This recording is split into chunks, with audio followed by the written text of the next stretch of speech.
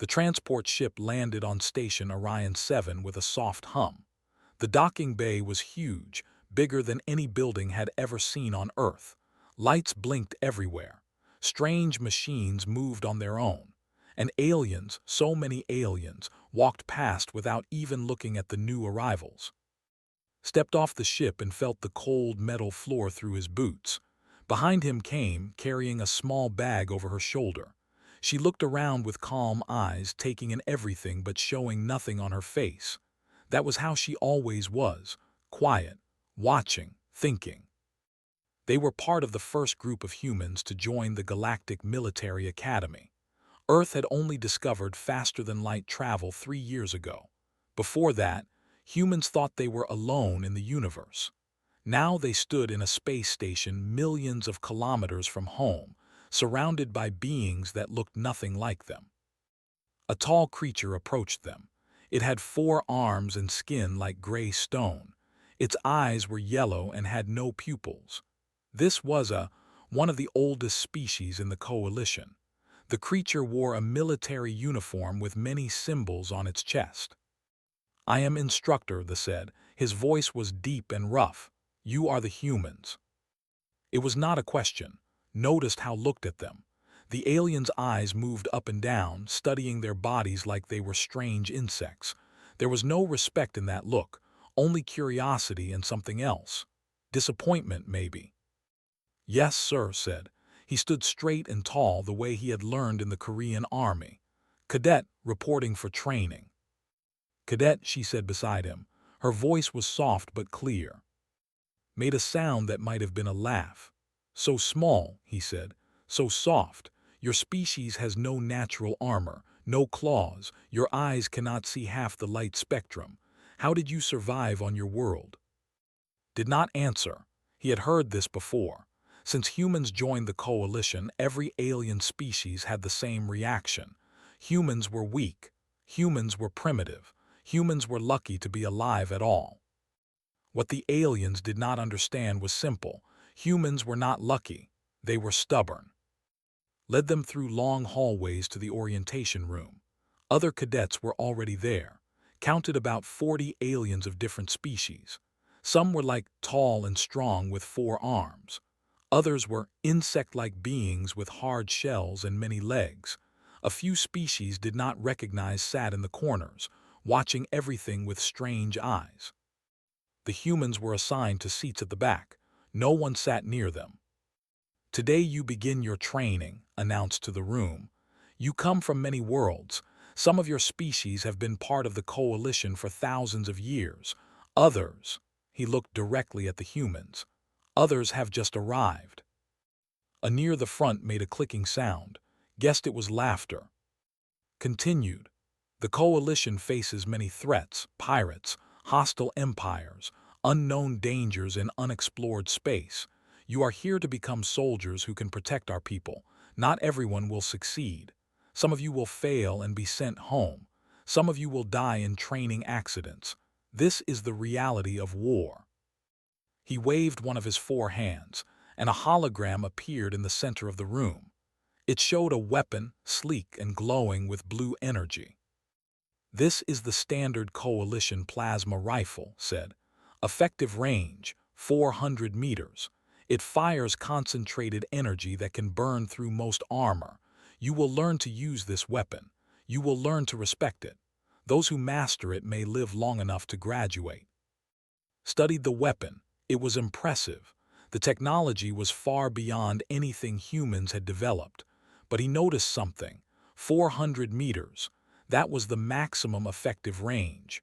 On Earth, he had trained with weapons that could reach much, much farther. He said nothing, he just watched. After orientation, the cadets were assigned to squads, and were placed in Squad 12, the lowest-ranked unit. There included 2 who refused to speak to them and a young named. Was different from the others. He was smaller than most and his shell was a lighter color. When he spoke, his voice clicked and buzzed, but there was no cruelty in it, just nervousness. "You are the humans," said, approaching them in the barracks. "I have read about your species. You come from a planet with very strong gravity and a dangerous atmosphere. Dangerous asked. Yes, your air contains oxygen, very reactive, very flammable. His antennae twitched. And your planet has large predators and earthquakes and storms that can destroy entire cities, and you have no natural defenses against any of it. Almost smiled, we manage. How seemed genuinely curious. Your bodies are so fragile. One of your bones could break from a simple fall. Your skin can be cut by sharp rocks. You cannot even see in the dark. We make tools, said simply. When we are cold, we make fire. When we are hungry, we make traps. When something tries to kill us, we make weapons. Considered this, all species make tools. Yes, said. He was unpacking his belongings, placing them carefully on his small bed. At the bottom of his bag was a long black case. He set it aside without opening it. But humans never stop making them. We always find new ways, better ways. That night lay awake in his bed. The station hummed around him. Strange sounds came from the walls, machines working, air flowing, distant voices in languages he did not understand. Above him, through a small window, he could see stars, millions of them, more than he had ever seen from Earth. He thought about home, about the mountains where he had trained, about the cold mornings and the long hours of waiting, lying perfectly still with his rifle, watching targets through his scope. He thought about the patience it took to be a sniper, the discipline, the control. The aliens thought humans were weak because they were soft and small. They did not understand. Being soft meant humans had to be smart. Being small meant humans had to be precise. Every disadvantage had forced humans to adapt, to think, to create. Looked at the black case beside his bed. Inside was his rifle, not a plasma weapon, not an energy projector, just metal and glass and carefully made parts. A chemical propellant weapon, old technology by galactic standards, ancient, primitive, and deadly beyond anything these aliens had ever imagined. He closed his eyes and slept. Tomorrow, training would begin. Tomorrow, the aliens would continue to look down on the humans with pity and scorn. That was fine, was patient. He had learned to wait for the right moment. In the bed across from him was also awake. She watched the stars through the window and thought about the months ahead. She knew what the aliens saw when they looked at humans: weakness, fragility, mistakes of evolution. They would learn. In time, they would all learn. Humans had not survived a dangerous world by being the strongest. They had survived by being the most patient, the most stubborn, and the most willing to do whatever it took to win. That was what it meant to be human. Not strength, not speed, just an absolute refusal to give up. The stars continued to shine. The station continued to hum. And somewhere in the vast darkness of space, humanity was taking its first steps into a much larger universe. They were ready. 4 weeks passed at the academy, and every day was harder than the last. The humans struggled with almost everything. The training consoles were built for hands, four-armed creatures who could press 12 buttons at the same time, and only had 2 hands and 10 fingers. They were always too slow. The targeting systems were worse. They used ultraviolet light that they could see naturally, but human eyes could not see ultraviolet. The screens looked blurry and wrong. Colors that should have been different all looked the same. Incorrect, the computer announced after his 5th failed attempt at the targeting simulation. Target missed by 47 centimeters. A cadet named laughed from across the training room. The human cannot even hit a stationary target. Perhaps they should go back to throwing rocks on their primitive world. His friends laughed with him, said nothing. He reset the simulation and tried again. In the rankings, Squad 12 was last, dead last. The other squads called them the Broken Squad because they had the humans. No one wanted to train with them. No one wanted to eat with them. Even the other members of Squad 12, the 2 cadets, had requested transfers to different units. Only stayed. The young was fascinated by the humans. He followed them around, asking questions, watching everything they did. At first, found it annoying, but was genuine. He did not mock them. He wanted to understand. "Why do you keep trying?" asked one evening. They were in the common area after another failed training session. "The simulations are not designed for your species. You cannot succeed." Was stretching her arms, working out the soreness from hours of practice. "We will adapt," she said. "How? You cannot grow more fingers. You cannot change your eyes." "No," agreed. He was sitting quietly making notes in a small book. "But we can learn the patterns. We can predict what comes next. We can find other ways." Santeni moved in confusion. Other ways.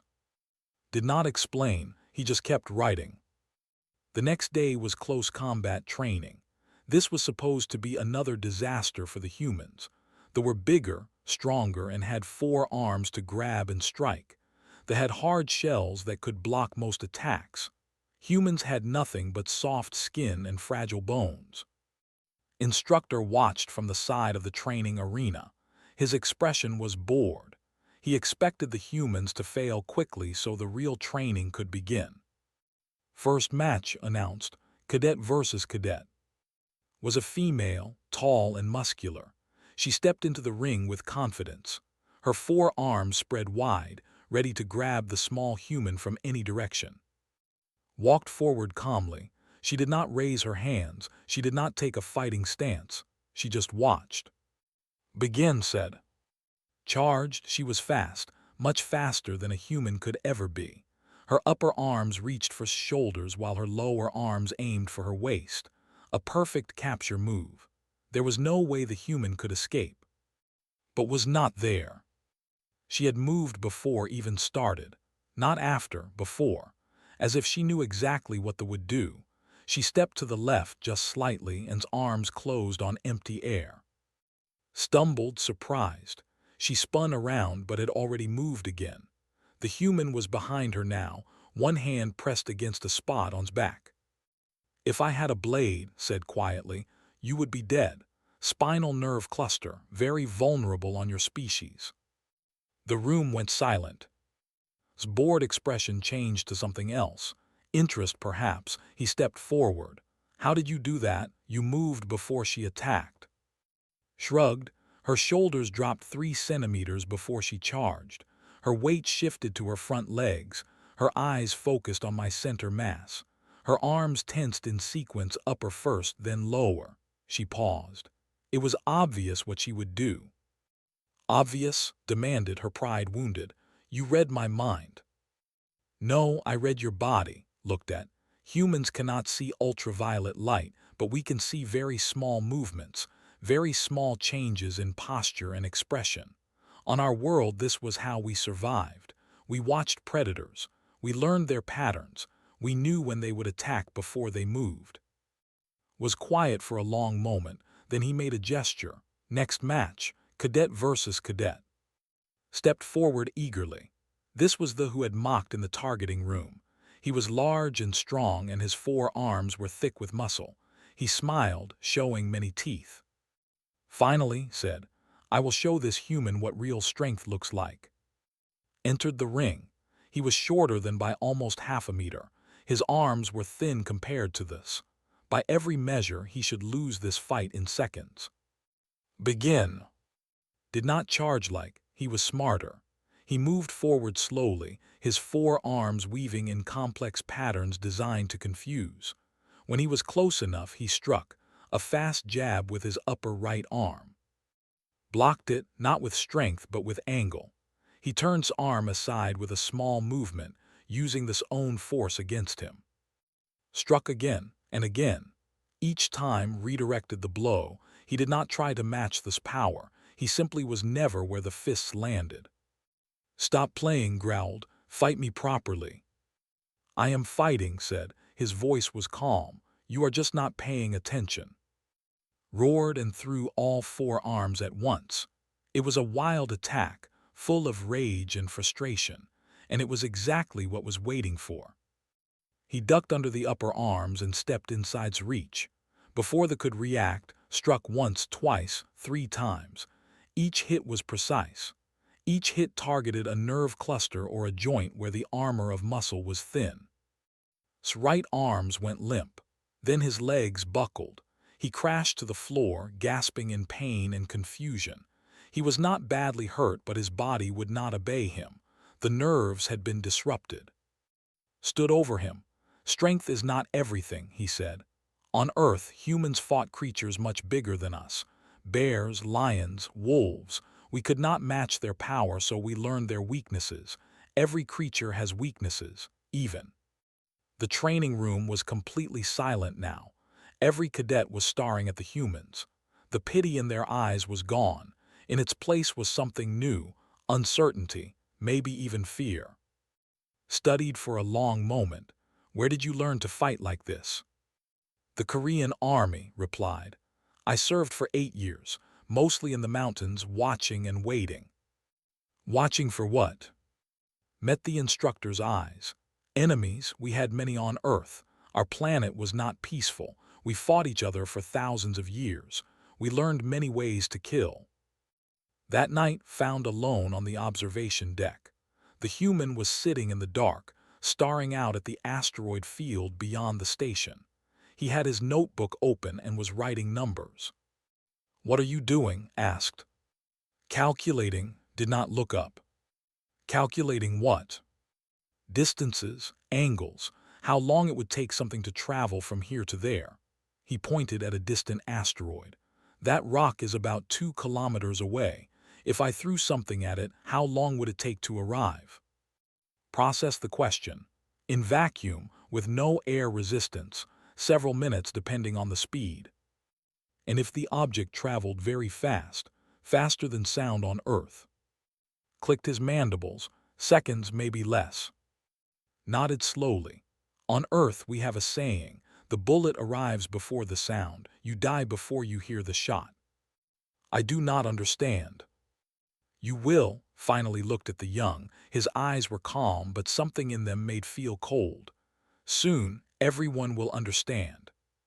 He returned to his calculations and watched in silence, wondering what secrets the humans were hiding. The announcement came during the evening meal.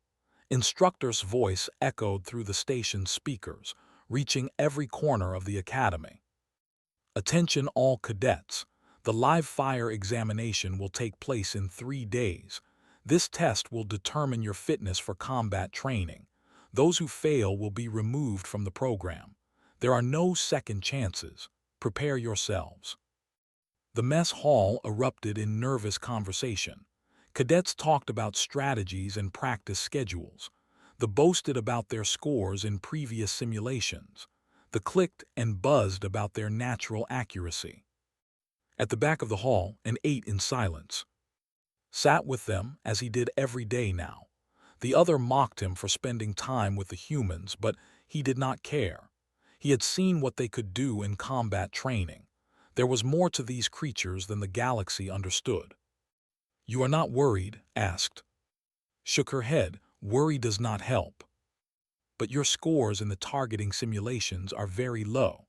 The plasma rifles." "We will not use the plasma rifles," said quietly. His antennae stiffened. "What do you mean?" "The plasma rifle is the standard weapon. All cadets must demonstrate." "Coalition regulations," interrupted, "allow cadets to use cultural weapons for evaluation purposes. Section 7, paragraph 23.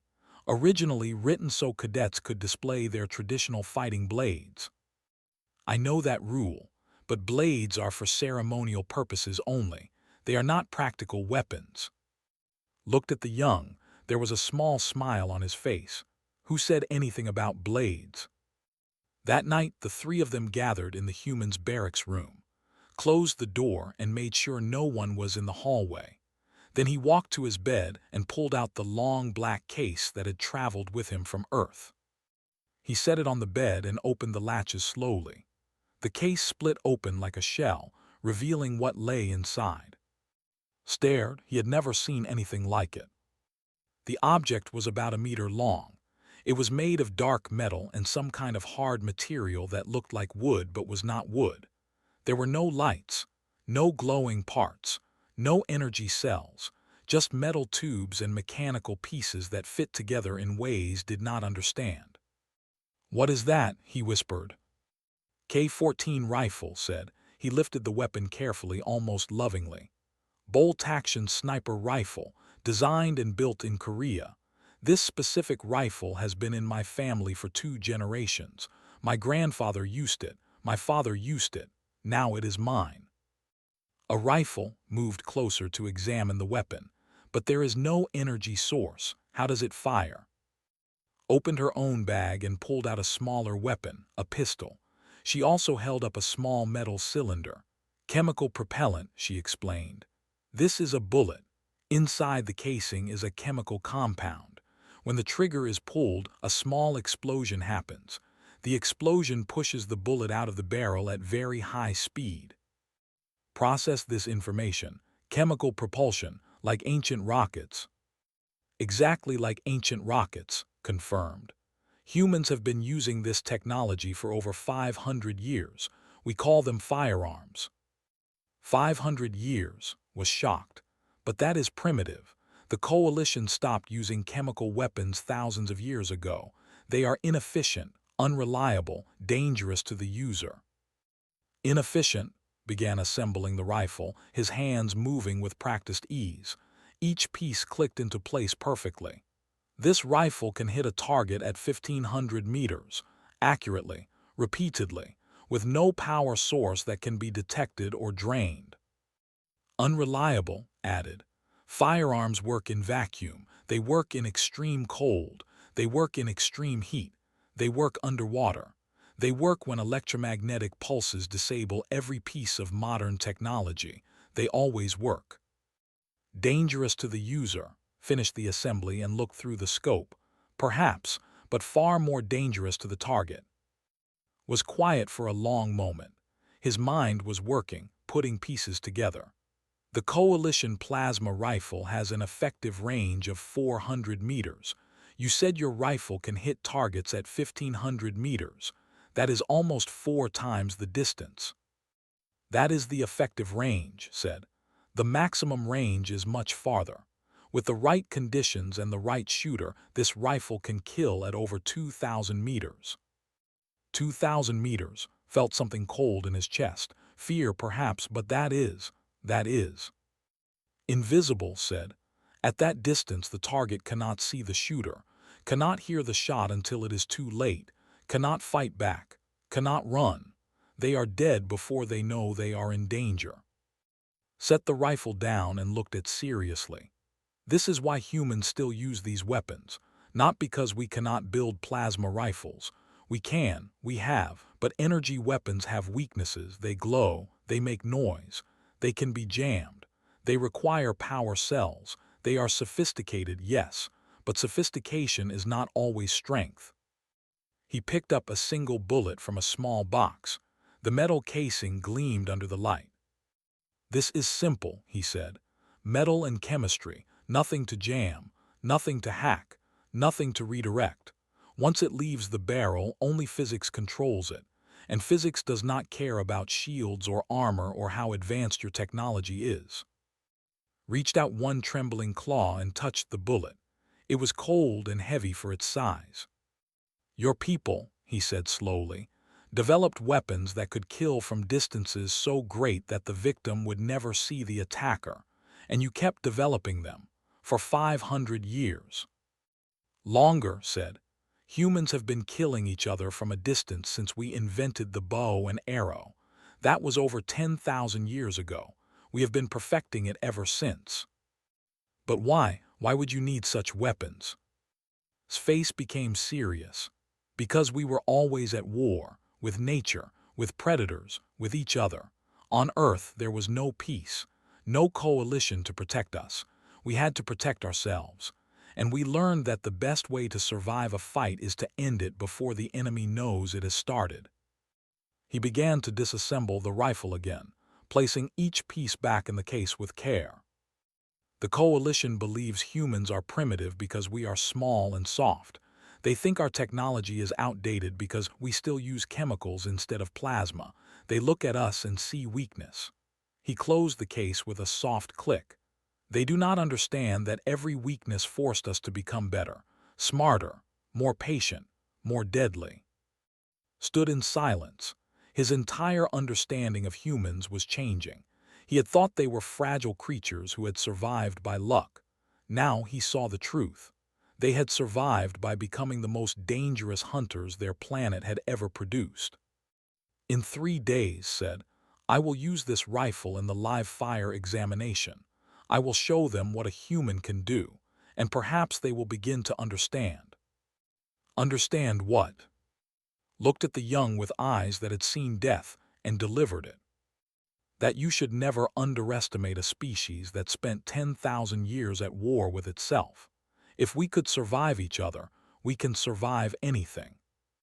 Left the barracks that night with his mind full of new thoughts. He had always believed the Coalition was the peak of galactic civilization. Their technology was advanced. Their weapons were powerful. Their knowledge was vast. But the humans had something the Coalition did not. They had been forged in fire. They had been tested by constant struggle. They had learned that survival was not about strength or technology or even intelligence. It was about will, the absolute refusal to die. And as walked through the station's corridors, he wondered what would happen when the galaxy finally understood what kind of species had just joined them. He suspected they would be very, very afraid. The examination took place in the asteroid field outside Station Orion 7. Transport ships carried all the cadets to a large platform built among the floating rocks. The field stretched for hundreds of kilometers in every direction, a perfect natural firing range. Stepped off the transport and immediately studied the environment.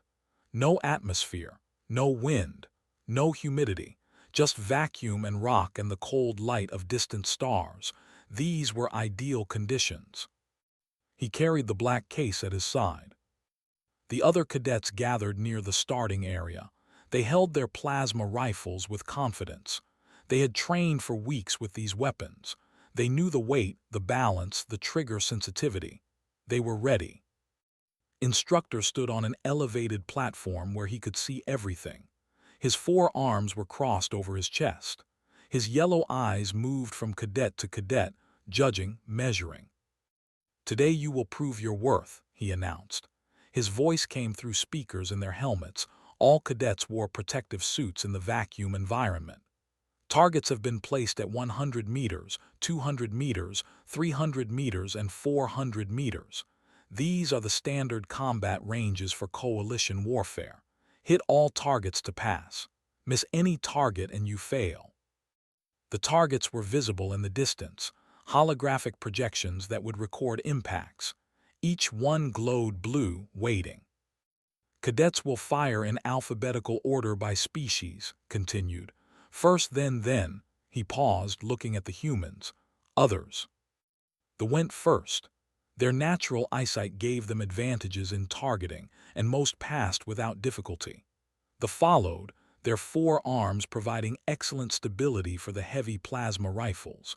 Some missed the 400-meter target, but most succeeded. Hours passed. Cadet after cadet stepped forward, fired, and either passed or failed. The humans waited at the back of the group, watching, learning. Finally called out, Cadet Human. Stepped forward. She did not carry a plasma rifle. Instead, she held her pistol, the small firearm she had shown in the barracks.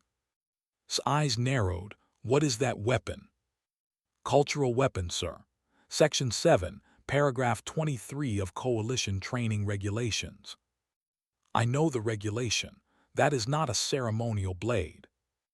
The regulation does not specify blades, sir. It says cultural weapons. This is a weapon from my culture. His voice was calm and respectful, but firm. I request permission to use it for my examination. Was silent. Around them, other cadets whispered. What was the human doing? That tiny weapon looked like a toy compared to the plasma rifles. Very well, said finally, but you will be judged by the same standards. Hit all targets or fail. Nodded, she walked to the firing position and raised the pistol. It looked small in her gloved hands. No glowing parts, no energy hum, just metal and silence. She fired. The sound was strange to alien ears, a sharp crack that echoed off nearby asteroids. Nothing like the smooth pulse of a plasma weapon. It was violent, aggressive, primitive. The 100-meter target registered a hit, dead center. Fired again, 200 meters, another hit. 300 meters, hit. 400 meters, the maximum range. A pistol should not be accurate at this distance. Even plasma rifles struggled at 400 meters. Squeeze the trigger. Hit perfect center. The whisper stopped. Every cadet stared at the human female and her tiny weapon. She had matched or exceeded every score in the examination with a pistol. His expression did not change, but his voice was different when he spoke. Acceptable. Cadet passes. She lowered the weapon and walked back to her position. She did not smile. She did not celebrate. She simply waited. Cadet human stepped forward. He set the black case on the ground and opened it. Inside lay the assembled K-14 rifle, long, dark, and unlike anything the aliens had seen. Studied the weapon, another cultural weapon. Yes, sir, same regulation. That is a large pistol. It is not a pistol, sir. It is a rifle, a sniper rifle. His antennae twitched with interest. He had learned something about the humans in the past weeks. They were not stupid. They did not waste effort. If this human brought such a weapon to the examination, there was a reason. Very well, hit all targets to pass. Lifted the rifle and looked through the scope. He could see all 4 targets clearly. 100 meters, 200, 300, 400, child's distance. He could hit those targets in his sleep. But he did not aim at them. His scope moved past the targets, past the marker flags, past everything. It settled on a small object at the very edge of the asteroid field. A monitoring drone, standard equipment, used to record the examination. It was 2,300 meters away. Instructor said, "May I request a different target?" What? The standard targets are too close. I would like to demonstrate my weapon's capability at a more appropriate range. His 4 arms dropped to his sides. Too close. 400 meters is the maximum effective range of coalition weapons.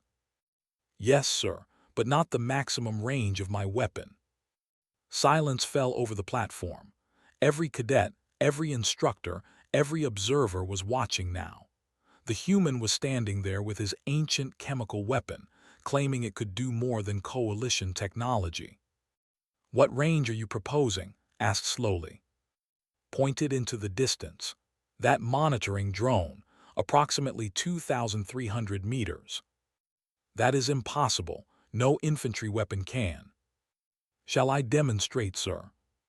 Looked at the drone, then at the human, then at the strange rifle in his hands. Part of him wanted to refuse. This was not how the examination worked. But another part, the part that had trained soldiers for 200 years, wanted to see. Proceed, he said. Settled into position. He lay flat on the platform, the rifle resting on its bipod. He adjusted the scope, making tiny corrections. His breathing slowed. His heartbeat steadied.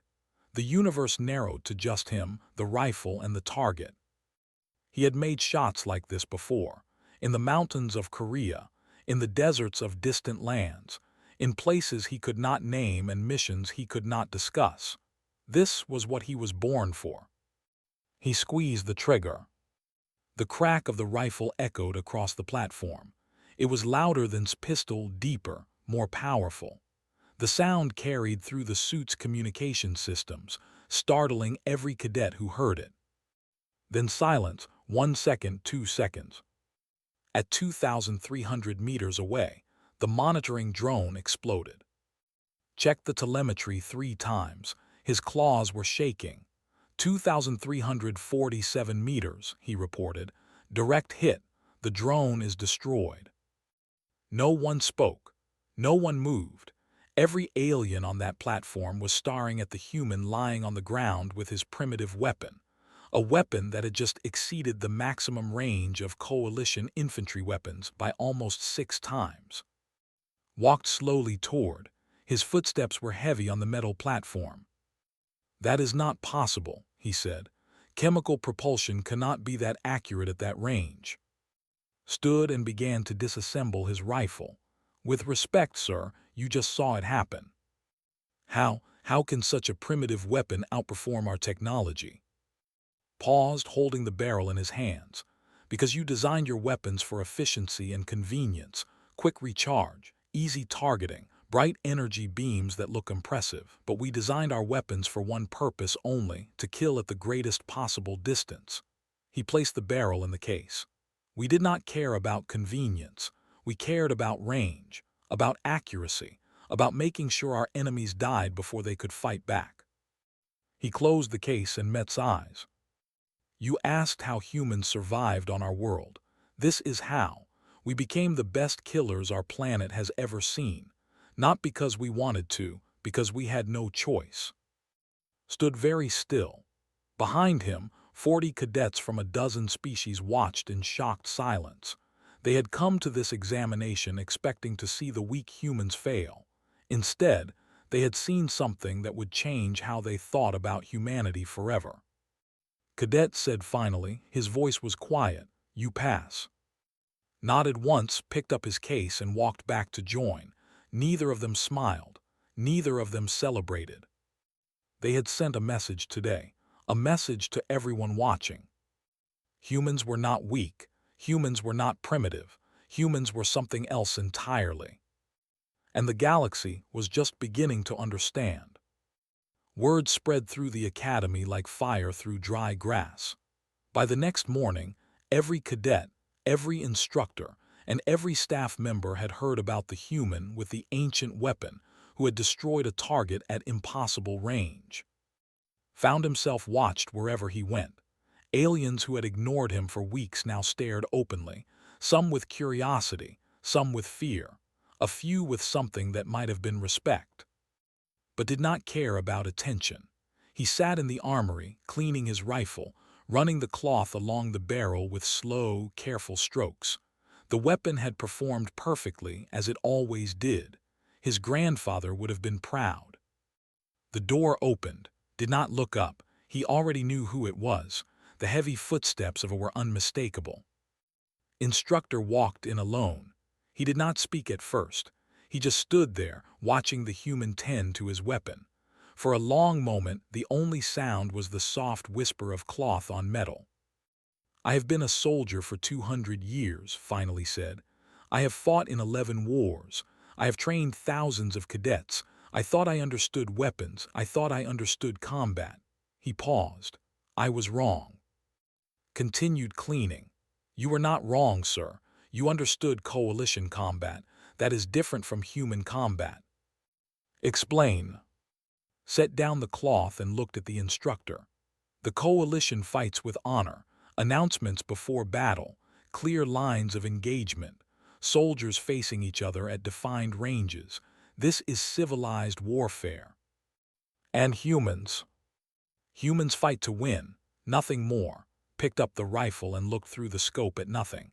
On Earth there were no rules, no announcements, no defined ranges. If you wanted to survive, you killed your enemy before he knew you existed. You struck from darkness, from distance, from places no one expected. Absorbed this. That sounds dishonorable. It is, by your standards, but honor does not matter to the dead. Lowered the rifle. A bullet does not care if you are brave. It does not care if you fight fairly. It simply arrives and ends your life. That is what humans learned over 10,000 years of killing each other. "How far can that weapon truly reach?" asked. The question had been burning in his mind since the examination. Considered how to answer. The record for a confirmed kill with a rifle like this was set by a human named during the Korean conflicts. The target was over 3,500 meters away. The bullet was in the air for nearly 10 seconds. 10 seconds. Yes, Fired, and 10 seconds later an enemy soldier died. The soldier never saw the shooter, never heard the shot. He was drinking water when the bullet arrived. One moment alive, the next moment gone. His yellow eyes went wide. The target would have no warning, no time to react, no chance to fight back. None. That is the purpose of this weapon. To kill from beyond sight, beyond sound, beyond any possibility of defense. And you, pressed, what is your range? Met the instructor's gaze. His eyes were calm, steady, revealing nothing. I have never found the limit. Before could respond, the armory door opened again. A human female walked in. She was older than perhaps 40 years old, with sharp eyes and a uniform that carried no rank or insignia. Her face was pleasant, but something about her made uncomfortable. "Instructor," she said. Her voice was smooth like water. "I am Intelligence Liaison from Earth's delegation." Intelligence frowned. "I was not informed of any." "No, you were not," smiled, but there was no warmth in it. "I have been observing cadets, and since their arrival, today's demonstration was impressive." Stood at attention, ma'am. At ease. Walked past him to stand before. Despite being much smaller than she somehow seemed to fill the room. "Instructor, I have a suggestion. Do not share what you saw today too widely." "Why not? The cadets performed excellently. They deserve recognition." "Because recognition draws attention, and attention draws questions." Eyes locked with questions about what else humans can do, what other weapons we have, what other capabilities we have not revealed. Felt cold. "What do you mean?" Is a soldier, conventional, detectable. He walked onto that platform and showed everyone exactly what he could do. Paused. "But I would advise you to consider what you cannot see." "I do not understand." Stepped closer. Her voice dropped to barely above a whisper. "There are humans on this station who make look like a beginner. Humans who specialize in ranges even longer than what you saw today. Humans with weapons your sensors cannot detect. Some of them have been here since the day your coalition invited us." His exoskeleton suddenly felt too tight. "You placed operatives on this station without permission." "We placed observers, insurance. Surely you understand. We are a young species in a very old galaxy. We have learned that trusting strangers can be fatal." Smiled again. "Your plasma technology is impressive. Your ships are beautiful. Your coalition has lasted for thousands of years. But remember what brought humans to the stars. It was not trust. It was not hope. It was the understanding that anything that can go wrong will go wrong, and we must be prepared." "Prepared for what?" "For anything." Turned to look at the rifle in his hands. "Humans did not survive our world by being the strongest or the fastest. We survived by hitting things before they knew we were there. Your plasma rifles glow. They hum. They announce your presence from hundreds of meters away. Our weapons are silent, invisible. By the time you see the shooter, you are already dead." She stepped toward the door, then paused. "What frightens the coalition should not be what you can see. It should be what you cannot." She looked back at one last time, her eyes hard as steel. "It can hit you before you even stand." She left. The door closed behind her. The room felt smaller, somehow darker.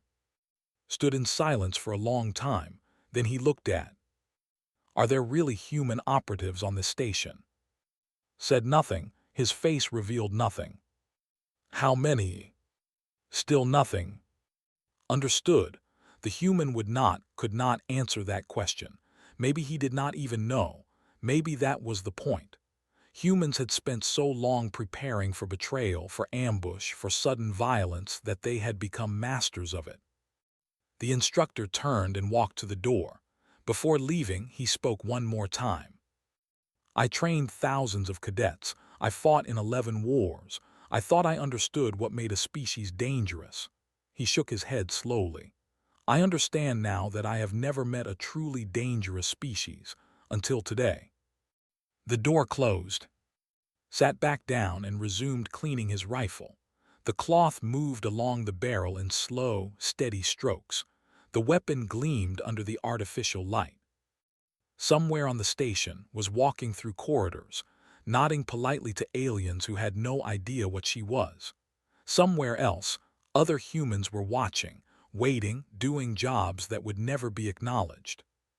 This was how humanity entered the galactic stage, not with parades or celebrations, not with displays of power or demands for respect, but quietly, carefully, with fingers resting gently on triggers, ready to reach across impossible distances at a moment's notice. Because that was what humans did. They watched, they waited, they prepared. And when the time came, they struck from the shadows with precision that no other species could match. The galaxy had invited humanity to join them. They had assumed the new species would be grateful, humble, easy to control. They had assumed wrong.